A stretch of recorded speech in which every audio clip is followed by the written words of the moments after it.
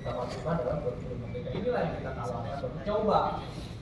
Tetapi ada juga kita harus ngecek refleksi, budaya refleksi, gemar belajar. Misalnya contoh kemarin yang dibahas juga terkait AI, artificial intelligence. Wah ini sudah semua menggunakan. Kemarin kita ada seleksi duta SMA untuk yang terbaik di provinsi perempuan dan laki-laki untuk menjadi duta. Kita seleksi pada mengirim suruh bikin tulisan. Pas kita cek ternyata mirip-mirip tuh. Ternyata pas kita cek banyak yang pakai AI. Apapun ya, atau cek GPT atau apa gitu. Ternyata mereka pada pakai AI Bapak Ibu. Terus ada dua kubu nih pendekatannya. Ada kebijakan yang menolak AI, nggak bisa. Kalau AI membuat anak manja. Soalnya masa harus belajar, nulis mikir nanti males. Ada yang opsi seperti itu. Ada yang memanfaatkan AI, harus dimanfaatkan AI untuk pembelajaran. Di dalam dunia pendidikan terpecah dua. Nah, kemarin kita sepakat yang waktu itu Bang juga dengan pimpinan pendidikan di sampai kita sepakat bahwa AI penting. Jadi kita ambil jalan tengah. AI kita sepakat bahwa tidak akan pernah menggantikan manusia. Tidak akan pernah. Manusia tidak akan pernah menggantikan. Tetapi manusia yang memanfaatkan AI akan menggantikan manusia yang tidak memanfaatkan AI.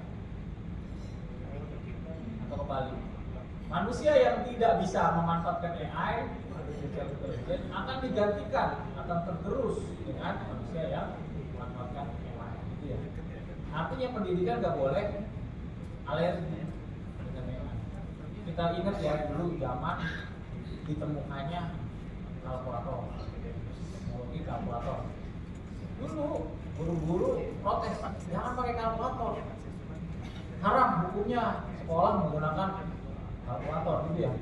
Nanti orang manja nggak mau belajar gitu, yang namanya ngitung itu ya harus hafal, harus ngerti.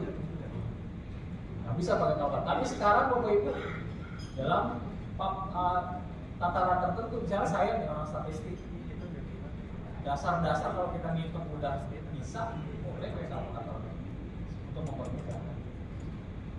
Sehingga ada hanya kemampuan dasar perhitungan saja kalau pakai kalkulator.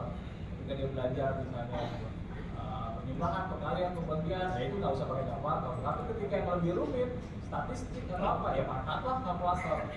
Asalnya udah ngerti dulu prinsipnya dari kalian pembagian. Demikian juga komputer gitu kan itu. Tadinya kan semua orang menghafal, ya kan? Semuanya memorize di dalam otak. Sekarang ada catatan, ada tulisan, ada referensi, semua pakai komputer, bahkan komputasi bisa dari komputer. Ya, kalau dalam kemampuan dasar diajarkan tanpa komputer dulu. Tapi ketika yang sudah lebih rumit, pakailah komputer kan gitu ya, untuk menyelesaikan masalah. Demikian juga AI.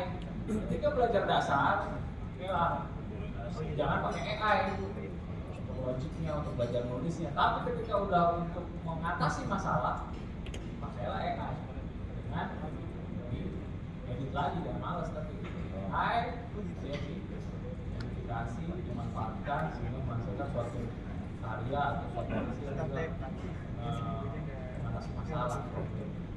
Itu salah satu ya bahwa itu terus berkembang. Terus berkembang. Bukan berarti kan juga yang lalu adalah bahan refleksi untuk kedepannya. Jadi kita terus berubah, kita terus perbaikan, gemar belajar. Ada pendekatan